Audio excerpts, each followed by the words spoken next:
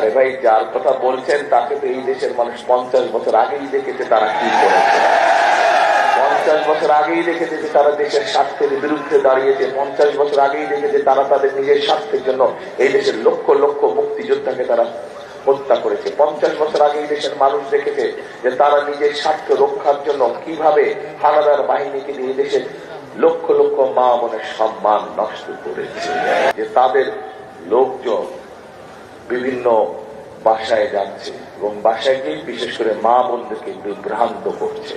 2024 সালের 5ই আগস্ট এই দেশের ছাত্র জনতা, নারী, শ্রমিক, পেশাজীবী সব ধরনের মানুষ মিলে কি করেছিল?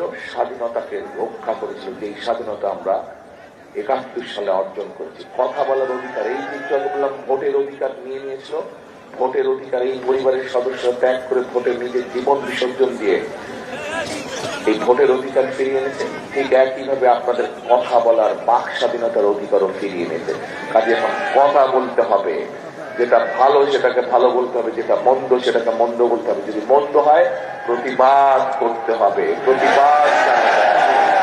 গত 15 বছর এইভাবে নির্বাচনী তথাকথিত যে নির্বাচনে, সেই নির্বাচনে কি এরকম জনসভা হয়েছিল? হয় নাই। ভোটও দিতে দেয়নি আপনাদের, জনসভাও করতে দেয় নাই, মিছিল মিটিংও করতে দেয় নাই। দিয়েছিল? শুধু ছিল গুম, শুধু ছিল খুন, শুধু ছিল গায়েবী মামলা আর দেশের সম্পদ পাচার করে বিদেশে নিয়ে যাও। সেই জন্যই তো আজকে রাস্তাঘাটের অবস্থা এরকম খারাপ। সেই জন্যই তো গ্রামের ভিতরে রাস্তাগুলোর অবস্থা খারাপ হয়ে গেছে। হয়েছে না? স্কুল কলেজগুলো জীর্ণ দশা হয়ে গেছে, হাসপাতালগুলো জীর্ণ দশা হয়ে গেছে। হয়েছে? বেকার যারা, তাদের কর্মসংস্থানের ব্যবস্থা নেই। মিল ফ্যাক্টরি বন্ধ হয়ে মানুষ আরো বেকার হয়ে যাচ্ছে। হচ্ছে?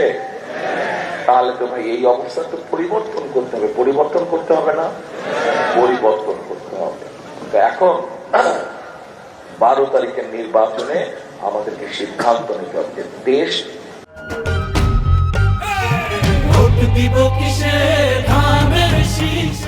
কোন দিকে যাবে, দেশকে কোন পথে যেতে হবে, এবং সেই সিদ্ধান্ত নেবার মালিক কে?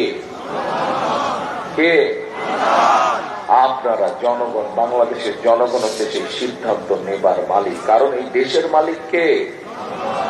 জনগণ হচ্ছে এই দেশে। এই যে 20 কোটি জনগণ, এই 20 কোটি জনগণ হচ্ছে এই দেশের মালিক।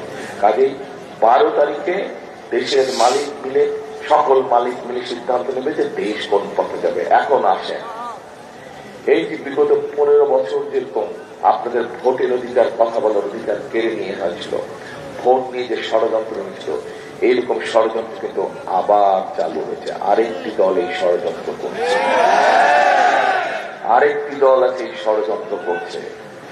এই দলটি, এই দেশ কবে স্বাধীন হয়েছিল?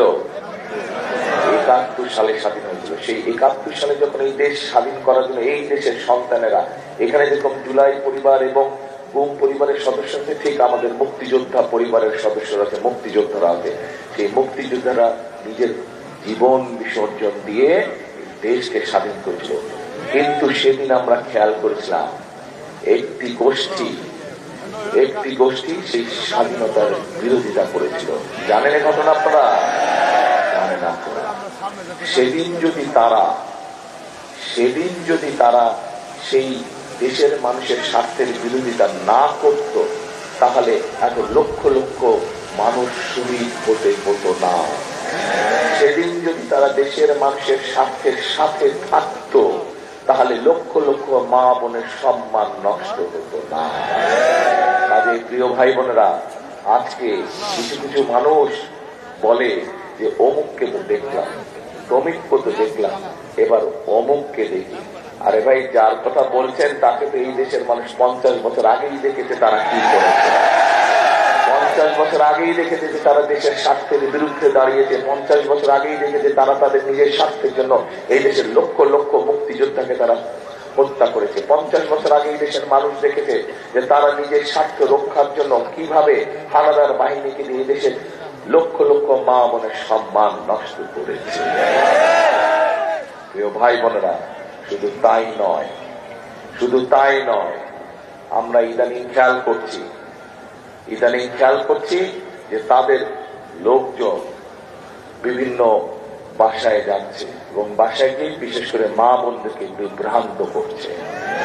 মা বোনদেরকে তারা বিভ্রান্ত করছে, বিভ্রান্ত করে বলছে যে তারা কিসের টিকিট বিক্রি করছে, হ্যাঁ কিসের, জান্নাতের।